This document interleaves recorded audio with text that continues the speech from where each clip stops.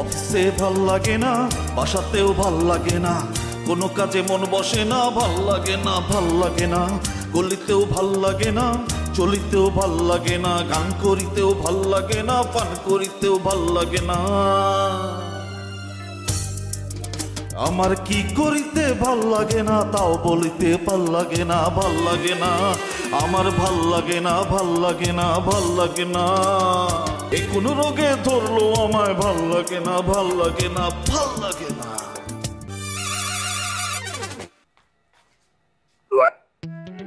এই কি হলো? এই হ্যাঁ, তুমি আমার ঘরে ঢুকছো কেন? হ্যাঁ, তুমি ঘরে ঢুকছো বলে পুরো ঘর গরুর গন্ধ হয়ে আছে। আরে আশ্চর্য, আমি তো আজকে খামারে যাই নাই, তুমি গরুর গন্ধ পাইলে কোথেকে? তোমার তো খামারে যাইতে হয় না, গরুর গন্ধ তোমার শরীরের সাথে কিভাবে অ্যাটাচ হয়ে আছে জানো? তুমি যখন ঘরে ঢোকো না, একদম মোমো করে ফুলের মতো তোমার গরুর গন্ধ সারা বাড়ি ভরে যায়। শোনো না, আমি একটা বিজনেস করবো চিন্তা করছি। কি বিজনেস করবো সেটাও চিন্তা করে ফেলছি। পারফিউমের বিজনেস, নামও ঠিক করে ফেলছি। নামটা হবে হচ্ছে কাউস মেড পারফিউম। দারুণ না? ফাইজলামি করতেছো আমার সাথে না? ঘর থেকে যাওয়া খাও, যাও। আরে কই যাবো? পাশের ঘরে তো তোমার ছোট বোন আছে। গোসল করে আসো, গোসল করে তারপর তুমি ঘরে ঢুকবে। উড়ে যাও, যাও। এই যন্ত্রণা, আমি ঠান্ডার মধ্যে কত গোসল করব? আচ্ছা শুনো, এই গোসল করতে একটা কারণ থাকে, কারণ ছাড়া কি এইভাবে গোসল করা যায়? ওরে, এই গরুর খামার দিয়ে তো মনে হয় আমি নিজেই গরু হয়ে যাইতেছি। যাও, যদি বুঝতে পারো তাহলে খুব ভালো হয়েছে। আল্লাহ, এই আপদ আমি কি করবো? আল্লাহ তুমি আমার সহায় হও। একটা প্রোগ্রামে যাইতে চাইছিলাম, মারামারি হওয়ার সম্ভাবনা আছে। মিটিং তো, সমস্যা নেই। এই তোমরা তো সকালে এনে কি করো? আর দুলা ভাই কিছু করি না, হয়েছে কি ওই আতঙ্কা ঘুমটা ভাঙা গেল তো রেডিও হয়ে পড়লাম। তো ভাবলাম যে এখন তো অফিসে যেতে দেরি আছে, পুলক ভাইয়ের খোঁজ খবর নিয়ে যাই। খবর পাওয়া গেছে? আরে দূরে বিয়ে ওই বোনাই সবাদ। আরে বড় কষ্ট পেলাম। এ ভাই আপনি এরকম করে কথা কন কে? গলার চিকিৎসা করেন তো, হঠাৎ করে ঠিক করে দিয়ে ওঠেন, জড়াই যাই। এই তুই চুপ থাক, তুই চুপ থাক। আমি একটা জিনিস বুঝলাম না, যেখানে বিয়াই ক্যান্সেল সেখানে তুই এত খাওয়ার চিন্তা, এসব বাদ দে। আচ্ছা দুলা ভাই, ওই আমাকে পুলক ভাইয়ের এ যাবৎকাল সর্বমোট বিয়া ভাঙলো কতবার? আরে দূরে বহুবার ভাঙছে, 10-12 বার তো ওই বই। 10-12 বার। পুলক ভাইয়ের এই কথা শুই না আবার ছোটবেলার কথা মনে পড়লো। ছোটবেলায় ওই অধ্যাবসায়ের একটা রচনায় রবার্ট ব্রুসের কাহিনী পড়ছিলাম। পুলক ভাই তো দেখতেছি রবার্ট ব্রুসরেও হার মানায় দিল। ওরে ভাই, রবার্ট ব্রুসের কি 8-10 বার বিয়ে ভাঙছিল? তার বিয়ে 8-10 বার ভাঙবো কেন? তাদের সাথে বিয়ে দেওয়ার জন্য অস্থির হয়ে থাকি। বাদ বাদ, এগুলা বাদ। আচ্ছা হ্যাঁ, কি বিয়ে হয়েছে নাকি? আপনার বিয়ে হয়েছে ভাই? আরে না, পোলা পাইন। বিয়ে করেন না আগে, গলার চিকিৎসা করে তারপর বিয়ে করবেন। আপনার বউ বাসরের রাতে যদি এই গলা শুনে এত ফালাইবো।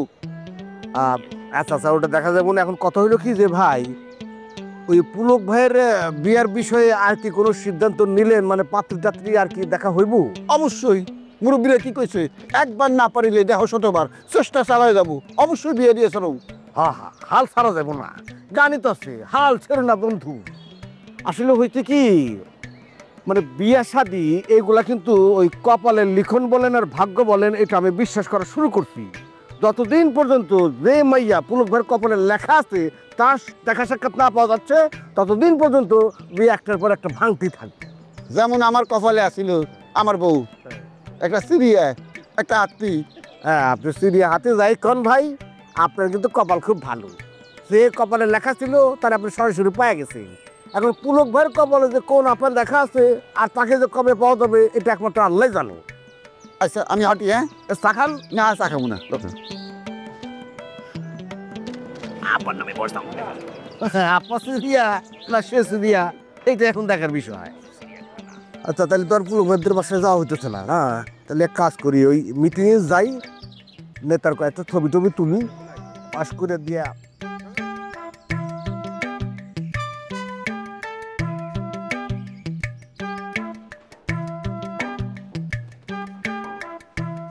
কি ব্যাপার ভাই, ওই যে বলছিলাম না নতুন ভাড়াটে আসবে, উনি সেই নতুন ভাড়াটিয়া, ওনারা আজকেই বাসে উঠতেছে। আচ্ছা আচ্ছা, আসসালামু আলাইকুম। আসসালাম। আমার নাম হচ্ছে মোশাররফ হোসেন। আমি ওই সামান্য একটা ব্যবসা করি, একটা কলেজও আছে আমার। ও বাবা, এই আমার এই ভিজিটিং কার্ডটা আপনি রাখুন।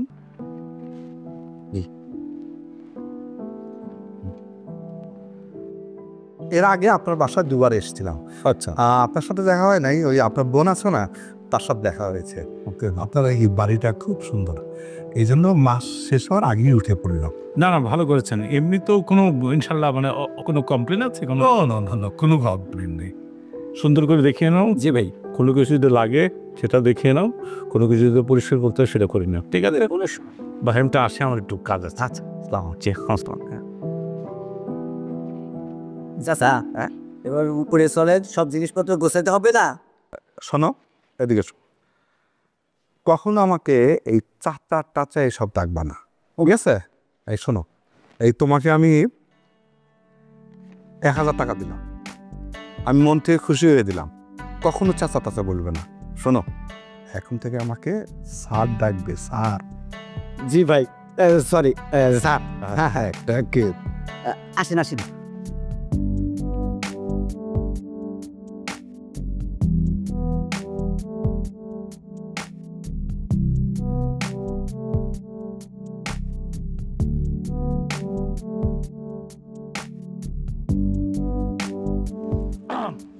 এক্সকিউজ মি, মানে আপনি এখানে কেন আসতে পারি না? তাহলে আসতে পারেন, মানে কার সাথে এসছেন, কেন এসছেন? কারোর সাথেও আসিনি, কোনো কারণে আসিনি, আমি আপনার কাছে এসেছি। আমার কাছে? হ্যাঁ। আমার কাছে এসছেন মানে তাহলে চলেন বাসায় যেয়ে বসি। বাসায় যাওয়াটা কি ঠিক হবে? তাহলে এখানে দাঁড়িয়ে মানে এটা তো ঠিক হবে না। একটা কাজ করি, চলুন সামনে থেকে একটা রিক্সা নেই, রিক্সায় যেতে যেতে কথা বলি। সব বুঝলাম, কিন্তু কি হয়েছে? কোনো প্রবলেম হয়েছে? মানে কোনো আগে কোথাও বসি তারপর বলি। চলে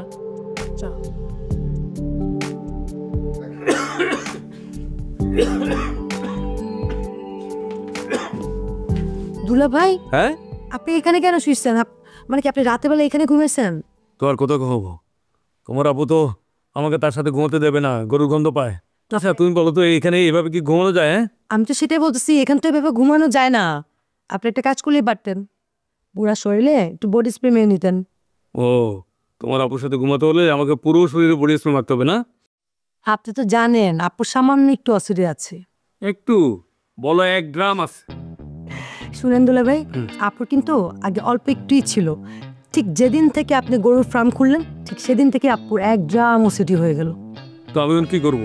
আমি কি আমার গরুর খামার বন্ধ করে দেবো? শোনো, 1.5 কোটি টাকা আমি ইনভেস্ট করেছি ওখানে। বুঝতে পেরেছি, আমি কখন বললাম যে আপনি খামার বন্ধ করে দিন?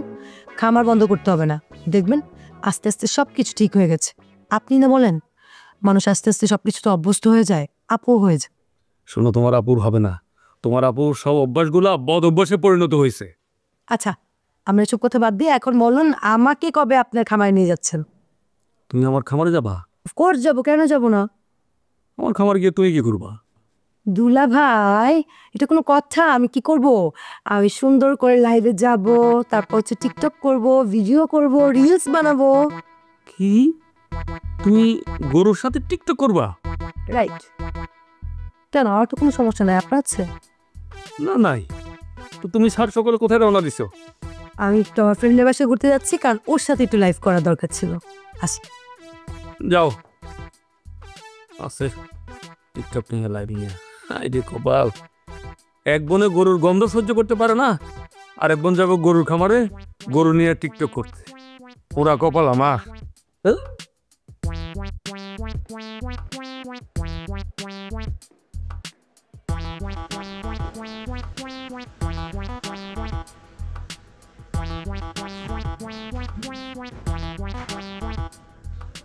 কি ব্যাপার, তুমি এরকম বিট দরজে হেঁটে এসে এখানে বসলা?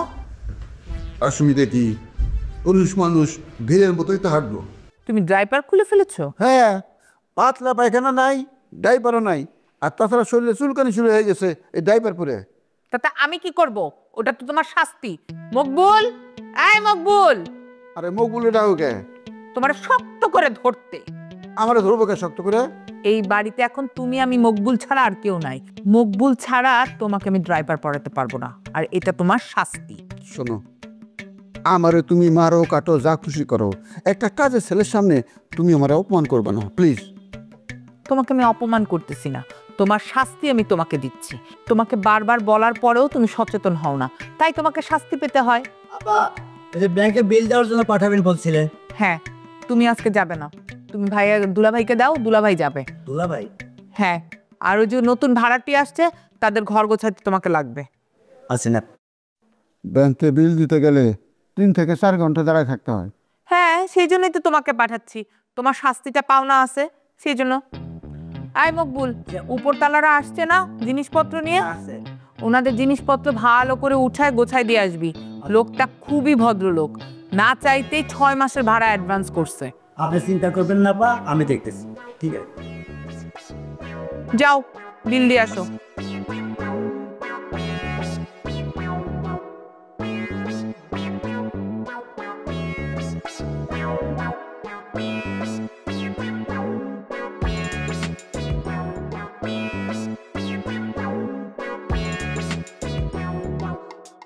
স্যার আপনাকে চা দিব?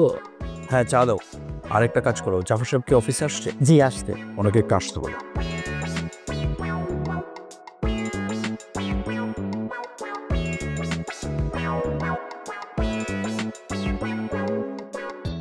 স্যার ডেকেছেন? হ্যাঁ, আসুন, বসুন জাফর সাহেব। আচ্ছা, অরণি এন্টারপ্রাইজের কাজের প্রোগ্রেসিভ কি? স্যার 60% কাজ কমপ্লিট হয়ে গেছে, আর নির্দিষ্ট সময়ের মধ্যে বাকি কাজ ফিল আপ হয়ে যাবে। গুড। জাফর সাহেব, আপনি কিন্তু এক্সট্রা একটু দায়িত্ব পালন করতে হবে। আপনি একদম সার্বক্ষণিক থাকবেন। আমাদের এই কোম্পানির কিন্তু একটু শোনা আছে, আমরা চাই একদম নির্ধারিত টাইমের আগে সবকিছু ডেলিভারি দিতে। ওকে, 1 মিনিট।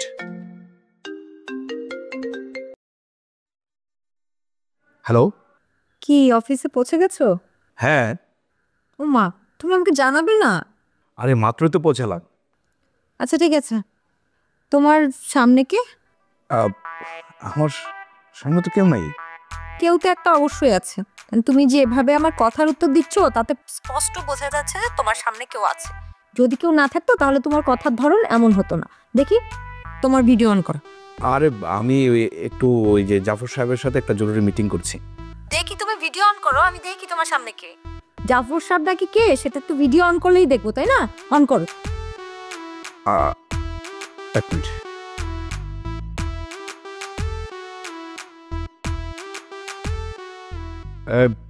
এই তো, এই যে দেখি সামনে দেখাও। এই যে এই তোমার ওই পাশে দেখাও তো।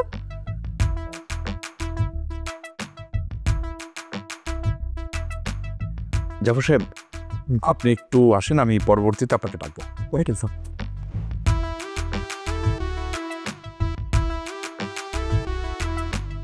আচ্ছা, আমি বুঝলাম না, প্রত্যেক দিনই কি তোমাকে অফিস ঘুরিয়ে ঘুরিয়ে দেখাতে হবে আমার? তাতে সমস্যা কোথায়? আমি তো নিশ্চয়ই তোমার কাছে নায়াগ্রা ফলস দেখতে চাইনি, তাই না? সামান্য তোমার অফিসটাই দেখতে চাইছি, তাও ফোনে। শোনো, তুমি যদি নায়াগ্রা ফলস সারা পৃথিবীটাও দেখতে চাও না, আমি দেখাতে পারবো। এই যে তুমি আমাকে অবিশ্বাস করো, এটা কিন্তু ঠিক না। আমার এত ঠিক ঠিক বুঝে তো লাভ নেই। আমার যেটা ডিউটি আমি সেটাই পালন করছি। আমার বান্ধবী মুনমুনের মতো এত হাম্মুকে আমি করতে পারবো না। সরি। কেন? সে কি করেছে? সে আর কি করবে? বিশ্বাস করেছিল তার হাজব্যান্ডকে, তার মহাপুরুষ হাজব্যান্ড তার রিসেপশনিস্টের সাথে প্রেম করে তাকে পালিয়ে বিয়ে করে ফেলেছিল। ও শোনো, আমার অফিসে কোনো রিসেপশনিস্ট নেই। আরে বাবা, আছে না নাই সেটা দেখার জন্যই তো ভিডিও কল দিতে হয়। আচ্ছা ঠিক আছে, এখন কাজ করে যাও, রাখি। ওকে।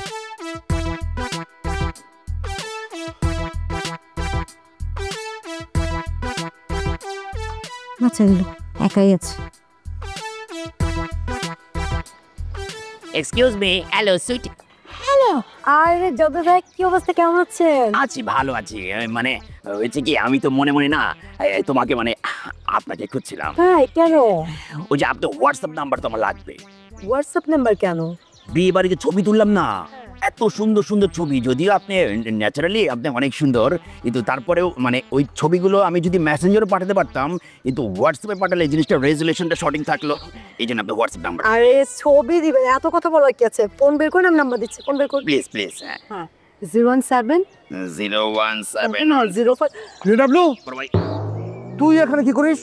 ওই যে সুইটি ম্যাডাম ওই যে ওই ছবিগুলো দিতে হইবে তো, ছবি চাই, এর জন্য হোয়াটসঅ্যাপ নাম্বারটা নিচ্ছিলাম। তুই আমি দিচ্ছি, তুই একটা কাজ রে। কি কই গেল? কি আছে? কি তোর ক্যামেরা কই? বাসায়। বাসায়? এটা কোনো কথা? ক্যামেরা কেন বাসায় থাকবে? ক্যামেরা কি বাসায় রাখ? তুই তো আমার অ্যাসিস্ট্যান্ট হওয়ার যোগ্যতা পুরোপুরি হারিয়ে ফেললি রে। তোর কোনো যোগ্যতাই নেই। আমার অ্যাসিস্ট্যান্ট হতে হলে তোকে হবে কুইক সার্ভিস ম্যান। তুই থাকবি অল টাইম ফার্স্ট। তোর শরীরে এক টুকরা কাপড় না থাকলেও তোর গলায় ঝুলবে ক্যামেরা। সেই ক্যামেরা এখন নাই, এটা হলো। যা যা জলদি যা, তাড়াতাড়ি বাসায় যা, ক্যামেরা নিয়ে আয়, জরুরি অ্যাসাইনমেন্ট আছে। যা যা যা যা। এই অজুব যা। যাইতেছি। শ্রুতি, কেমন আছো তুমি? জি ভালো আছি। শোনো, তোমার দুলা ভাই বদরুল ভাই, তার সাথে তোমার ব্যাপক খাতি। সে আমাকে আপন ভাইয়ের মতো দেখে। মনে করো বদরুল ভাই আমাকে বললো যে তুমি এখন থেকে এখানে থাকবা। কথাটা শুনি না আমার কি যে ভালো লাগছে আমি বুঝা বলতে পারবো না। আমি কিন্তু তোমার সব ভিডিও দেখি, তোমার লাইভও দেখি। Thank you. না না, থ্যাংক ইউ আর কিছু নেই। আসলে হয়েছে কি, আমরা তো পাগল পাগল, অল টাইম মোবাইলে কিছু না কিছু দেখতে থাকি। তবে একটা জিনিস আমি লক্ষ্য করলাম, তুমি যে ভিডিওগুলো করো ওইখানে তেমন কিন্তু কোনো ভিউ নাই, তোমার ফ্যান ফলোয়ারের সংখ্যাও বেশি নাই। এটা আমাকে খুব পীড়া দিচ্ছে, এদিকে তোমার লক্ষ্য রাখতে হবে। শোনো, তোমার চেয়ে কত বিশ্রী বিশ্রী মেয়ের lakh lakh million million viewer, অথচ তোমার কোনো ভিউ নাই। ভাইয়া what do mean? You mean আমি বিশ্রী? আরে না না, ছি, কি বলো? তুমি কেন বিশ্রী হতে যাবা? তুমি তো সুশ্রী, বিশ্রী হওয়ার প্রশ্নই আসে না। মানে আমি বলছিলাম কি, যে তোমার থেকেও যারা বিশ্রী, ধরো যে গায়ের কোনো কালারই নাই, মনে করো যে মেকআপ ফেকআপ দিয়ে কি সব উল্টাপাল্টা ভুজুং ভুজুং করে ওরা ভিউ নিয়ে নিচ্ছে, ওই তুলনায় তোমার কিন্তু ভিউ কম। অসুবিধা নেই, ব্যবস্থা আমি করছি। থ্যাংক ইউ ভাইয়া, আপনি তোমার ব্যবস্থা নেবেন, কিন্তু সেটা কিভাবে? আরে না, সে চিন্তা তোমার করার দরকার নেই। যেহেতু তুমি বদরুল ভাইয়ের শালী, এখন থেকে তোমার সমস্ত দায় দায়িত্ব আমার। মানে? না মানে দায় দায়িত্ব বলতে ওই ওই ভিউ ফলোয়ার এগুলো কিভাবে বাড়ানো যায় ওই সবের দায় দায়িত্ব আর কি। আচ্ছা ভালো কথা, তোমার মোবাইল নাম্বারটা আমাকে দাও তো। আর শোনো, ওই যে ডাবলুর সাথে কথা বলছিলাম না, এই ধরনের ছেলেপেলের সাথে বাস্তায় কিন্তু কখনোই আর কথা বলো না। অ্যাকচুয়ালি ভাই কি হয়েছে, ওই যে আমাদের একটা বিয়ে হচ্ছিল না, ওখানে উনি আমার অনেকগুলো ছবি উঠিয়েছে, ছবিগুলো নাকি দুর্দান্ত সুন্দর হয়েছে। তুমি আমাকে বললো যে ছবিগুলো তো আমি তোমাকে দিব, কিভাবে দিব, দ্যাটস ওয়াই আমি ওনাকে আমার হোয়াটসঅ্যাপ নাম্বারটা দিয়েছিলাম। ও দেবে তোমাকে ছবি? কেমন করে দেবে? আরে ও হচ্ছে আমার অ্যাসিস্ট্যান্ট, আমার অনুমতি ছাড়া ওয়াশরুমে যায় না, আর তোমাকে ছবি দেবে? শোনো, কেবল কাজ শিখছে ও তো, ধরো কাজের তালবুস সম্পর্কিত কিছুই শেখেনি। তাই? হ্যাঁ হ্যাঁ, একটা কথা কি, যে তোমাকে তো আমি বললাম যে এখন থেকে তোমার সমস্ত দায় দায়িত্ব সবকিছু আমি নিলাম।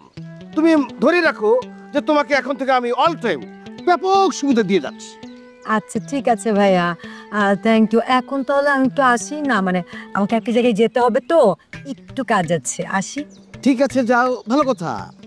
অনেকদিন ধরে একটা ফ্রেন্ড রিকোয়েস্ট পাঠিয়ে রেখেছি, তুমি বোধহয় খেয়াল করতে পারোনি। সরি ভাইয়া।